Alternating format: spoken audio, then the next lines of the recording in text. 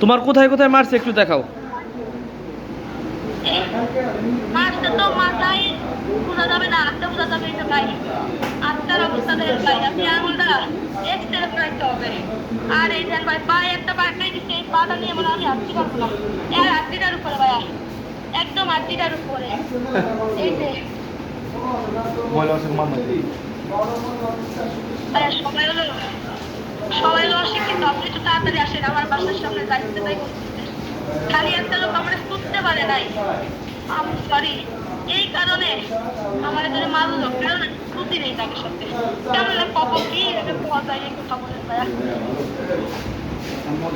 এটা ভাইয়া টেস্টির জন্য ভাইয়া নিয়ে বসে রয়েছে। আমার মাইরা ফেলাবে ওরা আজকে। তুমি পুলিশকে ফোন দাও। পুলিশ আইসে আমার এই ধরে নিয়ে যাবে ভাই, আমি নাকি নেশা করি ভাইয়া। না গায়ে আমার কোনো দোষ নাই ভাইয়া, কোনো দোষ নাই। আপনারা আইসে আমার জাস্ট এইখান থেকে একটু বের করে নিয়ে যান, আমি একটু বের হইতে চাই। তাহলে আমি সুইসাইড করে ফেলবো ভাই। আমি এমন কোনো অপরাধ করি নাই যার জন্য আমার এগুলো সহ্য করতে হবে। আমি অনেক ঠান্ডা মেজাজের একজন মানুষ, অনেক ঠান্ডা মেজাজের একজন মানুষ ভাই। আমি সহজে কারোর উপর লাগি না। আমার এক পিঠ খাইয়ে ফেললে আমি রাগ করি না। আজকে সেই মানুষ আমি লাঠি নিয়ে সবাই দাওয়াই বেড়াইছি। তুমি তোমার স্থানটা বলো, আর কে কে মারছে একটু বলো। তুমি এখন কোন স্থানতে আছো? আপনারা একটু আইসে শুনেন না, আমার ভয় করতেছে। এরা দরজা ভাইকে তুমি কি আমার মাইরে ফেলাবে। তুমি কোন স্থানে আছো, স্থানটা বলো, লোকেশনটা। চর কমলাপুর ড্রেনের রাস্তা, চর কমলাপুর ড্রেনের রাস্তা। ড্রেনের রাস্তা। আমার তো হাসপাতালে যাইতে হবে, এই আঙ্গুলটা ব্যথায় ভাইটা যাইতেছে ভাই। আমার একটু নিয়ে যান হাসপাতালে, নিয়ে যান। এই পাটাও ভাই শেষ, আর নাহলে আমি স্ট্রোক করবো। আমার হার্টের প্রবলেম আছে, আমি স্ট্রোক করবো, ঠিক আছে? আমার বাসার লোকেও জানে না যে আমার হার্টের প্রবলেম, শুনলে ওরা মরে যাবে এই ট্যাবলেটে। আর হার্টে আমি স্ট্রোক করে একা একা ভয় থেকে বাসায় মারা যাবো। আর মার কেউ কোনো পারবে না যে আমি কোনো সাথে একটা খারাপ ব্যবহার করছি। জীবনে কেউ বলতে পারবে না। চরকল্লপুর পারলে তো আসেন, নাইলে থাক। আমি কলকাতা পড়ে গেলে বিসাবিল্লাহ। চরকল্লপুর ড্রেনের রাস্তা, পারলে কাউরে নিয়ে আসেন, না পারলে তো এই গোয়েন্দারে ভুলে যায়।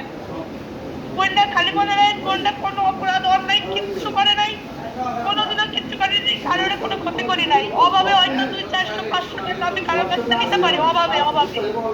তাও ইজ্জত বিক্রি করে আমি কারো কাছে টাকা নিই। অভাবে করে 1000-500-1000 আমি নিতে পারি। সবাই বললেন আমার কম করে দিতে, আমি একবার তো অভাবের টাকা পয়সা না পাই, তারপরে আমি ধার দেনা করছি। কারণ আমি তাকে আমার উপরে আমার যেন মাফ করে দেয়। শোনো, তুমি টেনশন করো না। হচ্ছে আমি পুলিশ বা সাংবাদিক কারো পাঠানোর ব্যবস্থা করতেছি। আমি জানি আমার আল্লাহ সেভ করবে, আল্লাহর প্রতি ভরসা আছে। এখন এই কলটা কাইতে আমি আসলে নামাজ পড়বো। আমি অজু এখনো আমার অজু আসছে না, আল্লাহ জানে। আর একটু অজু করবো। এই হাতে আমার হাসপাতালে নিতে হবে, এক্সরে করাইতে হবে, এক্সরে করে ডাক্তার দেখাইতে হবে। আমি পুলিশকে জানাচ্ছি ঘটনাটা, হ্যাঁ, আর হচ্ছে সাংবাদিকদের জানাচ্ছি। অফিসে জানান, নাহলে ডিসি অফিসে। পুলিশ কোনো কাজেরই না। পুলিশ আইছিল, পুলিশ নেই, উল্টে আমি মাইরে ধরে পাঠাই দিচ্ছি। আইসা আমারে জেরা করতেছে, যেখানে আমার তাদের বলা কমপ্লেন করার কথা ছিল। ভাই কালকে আমার মারছে, আমি মায়ের খাইও ভাবছি কি ওই ওই বেটার কুকিত্তি উনার বোর কাছে বলবো না, বললেই সংসারটা বাইকে যাবে। ভাই ভালো চাওয়া কি, মানুষের ভালো চাওয়া কি খারাপ? আমি চাইলে কালকেই সবার সাথে বলতে পারতাম যে ওই লোকটা আমার সাথে খারাপ কাজ করতে চায়, কালকেই বলতে পারতাম। আমি আর আমার বোন অত রাত্রে সারা সকাল দিয়ে যদি আপনার বিশ্বাস নেয় নাম্বার দিতেছে আমাকে, বাসার কনফার্ম আমাকে একটু পরে দেয় অ্যাডভান্স করে আসার কথা 6000 টাকা। এই এলাকায় থাকবো না, যা হইতে হইতে আমরা ভুলে যাই, নতুন জীবন শুরু করি। আল্লাহ চাই না যে আমি একটু ভালো থাকি। আপনারা কি ভালো থাকেন? বলে আমি সাংবাদিক পাঠাচ্ছি, হ্যাঁ।